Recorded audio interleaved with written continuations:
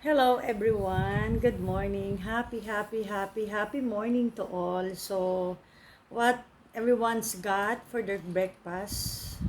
Nothing that I could do much this morning. So, I woke up late because I'm just gonna do some story about a little. So, just have some talk, guys, for you to share with. So, what I'm gonna do is to share something about for past few days, of course, not just past few days is but before anything else, I just want look show you guys what my breakfast is. I just toast a bread. So I was thinking what I'm going to cook to eat or prepare for my breakfast since I don't have much to do today. I don't have heavy schedule like doing things to make me tired or what. I'm just at home most of the time. So what I decided to do is just this one. I got my coffee early because I woke up early due to I don't know if I was dreaming or not, but I was just wondering, guys, because our house is so sealed. On even only Anne could come, but I don't know if it is a dream or not. I woke up early because I saw a rat, going down, just walking in my curtain near my face because I have a curtain in my room. And then I don't know if it is cockroach or but I was just wondering when I was uh, with my son this morning. I'm talking to him. Where did the rat coming in? Our house is so sealed. There's a grilled and screen. I don't know, but anyway, I keep on looking at it because it can't go out unless I open the door. We have screen door. We have a main door. I don't know what really happened with that cat came from. So actually, every night we're just having, I heard something in the kisame, the wall, the ceiling, just, like fighting a rat or cow. If it is cat, so big for the cat. So maybe it's, I don't know what it is, but I didn't find it. Where is the rat is? But I prayed not to come into our cabinet just to, uh, come into my dress to bite it. But anyway, yeah, what I'm gonna tell you this morning, what I've observed is I have nothing much to do. What could I share to you? You could ask, guys, but my topic is about like I observed for the past new weekdays news videos that I'm watching. It's all about why people has getting even at the very young age having stroke, sakit sa heart problem, cancer. Why cancer is very easy to predict? I don't know where it coming from, the cancers, no? I would just watch a lot. Sometimes it giving me an anxiety to have it, but it's a good thing that God telling it or showing it to me or letting me to watch those kinds of videos because it's for precaution or awareness for everybody that I know most of the people cannot afford you just for the checkup. They're just always thinking, oh, ang mahal. So, let it be blah, blah, blah. But sometimes, if you wanna live longer, totally, I'll just learn.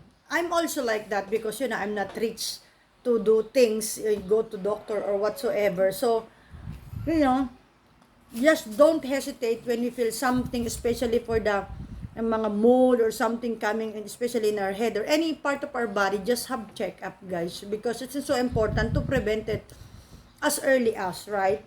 Because if we're always asking to God, help us, protect us, make us healthy, in that, in your part, we never do anything for us to make it healthy and doesn't even know something to exercise or lessen for the food that it's not totally good for our body. So it says nga, nasa Diyos ang awa, nasa tao ang gawa. So do our part.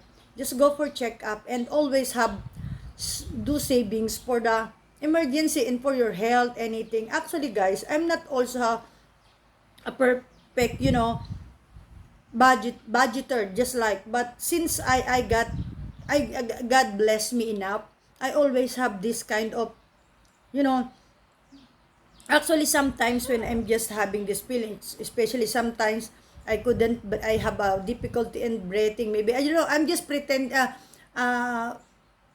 it. Maybe it's just like that, blah blah blah. But the good thing, why we feel this way, because just for us to go, do not hesitate to go to doctor, do some visit, and don't just always spend our money for whatever things that we wanted. I know, especially those parents that has a lot of kids. I have only one boy, just to let everybody knows. Most of the people around me knows, but I know. But of course, you have to keep something and give importance for your health. Do go check up, guys, and something, eat a little.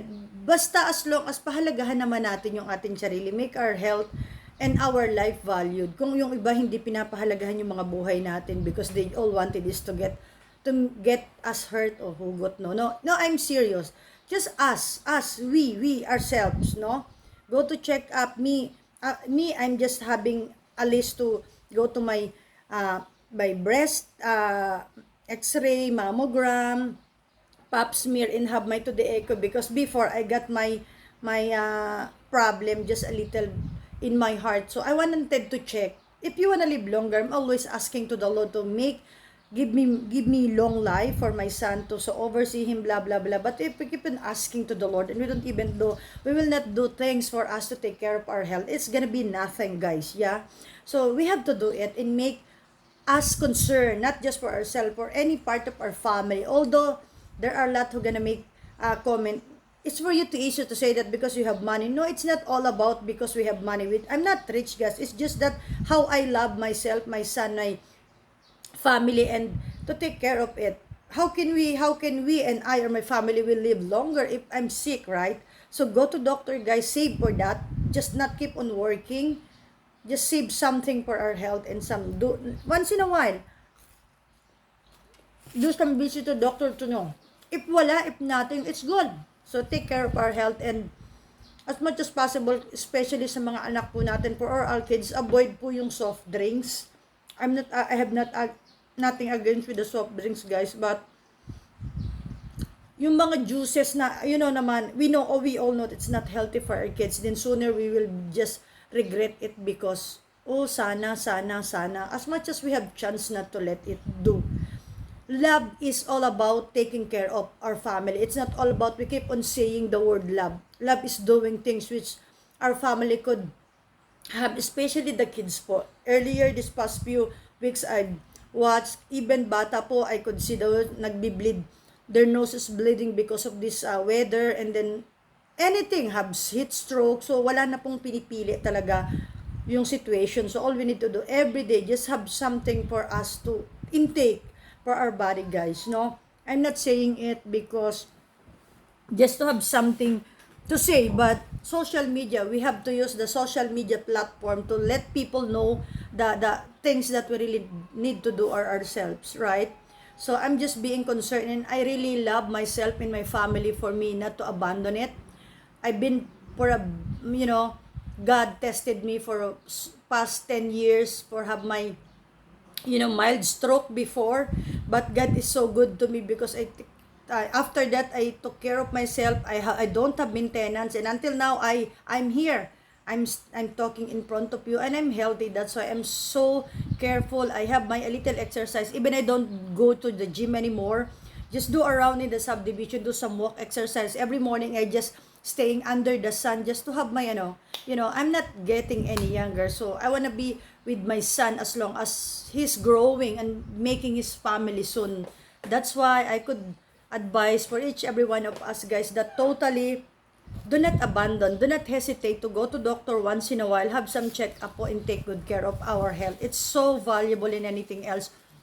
Huwag nating ipunin lang ng ipunin yung pera sa bangko, because we're saving that to save something, not just for the money, for anything. I wanna go travel, blah blah blah, I'm saving it. But take a look at your health. You're abandoning. You just didn't notice that, I keep on saving for that things, but I have this, I got this, right? Do not wait or get to the point that we will have a biggest regret because of our being irresponsible to ourselves. Okay, thank you, guys. I wish I could share something important for all the moms or the kids or the people out there that who could reach my video.